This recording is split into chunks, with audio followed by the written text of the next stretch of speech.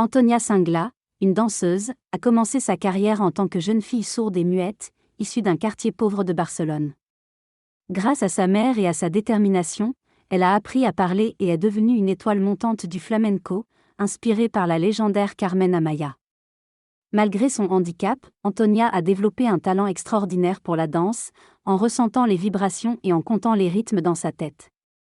Son manager, Francisco Banga, détient une importante archive sur sa vie et sa carrière.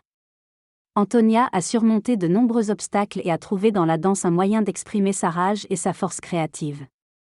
Antonia Singla, également connue sous le nom de la Singla, a commencé sa carrière de danseuse flamenco dans les années 1960. Elle était très appréciée dans le milieu artistique de l'époque, notamment par des personnalités telles que Salvador Dali, Gala, et des artistes comme Marcel Duchamp. Malgré sa surdité, sa danse était captivante et pleine d'émotion. Elle a été soutenue par des personnes influentes telles que Vicente Escudero et a eu un grand succès dans les spectacles de flamenco à Madrid. Cependant, sa vie a été entachée par l'intrusion de son père, un individu dangereux qui a cherché à profiter de son talent.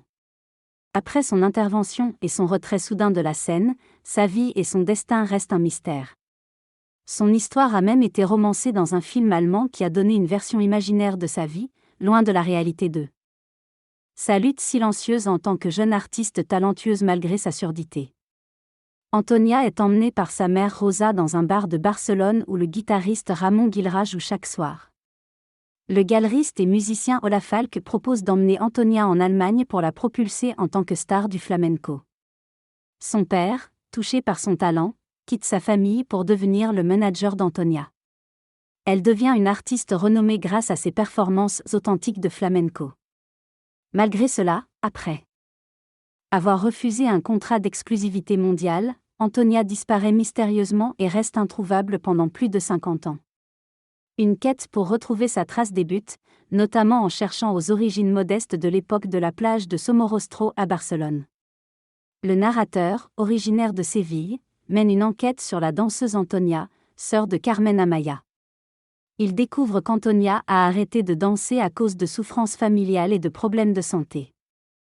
Il parvient à contacter sa fille, Raquel, qui lui explique que sa mère est fragile et préfère ne pas recevoir de visite. Malgré tout, le narrateur réussit à rencontrer Antonia, qui lui raconte ses débuts dans le flamenco et ses tournées internationales. Antonia exprime sa solitude et son amour pour la danse, mais révèle aussi sa souffrance due à des traumatismes familiaux. En parallèle, le narrateur discute du mariage et de la maladie d'Antonia avec son mari. Le récit met en lumière la vie tourmentée et la passion pour la danse d'Antonia, malgré les épreuves traversées. Le cœur de l'auteur a des problèmes d'arythmie, mais aujourd'hui elle va bien. Elle se souvient d'une époque où c'était terrible pour elle. Elle évoque la douleur en elle qu'elle ne peut exprimer qu'à travers le regard de Singla, qui libère sa colère à travers la danse. Antonia a trouvé Singla, a appris son histoire et son article. Cela faisait partie de sa tragédie. Singla n'a gardé aucun souvenir matériel de son passé difficile. Le texte évoque également des images de Blanc et de Rosa dans la nuit.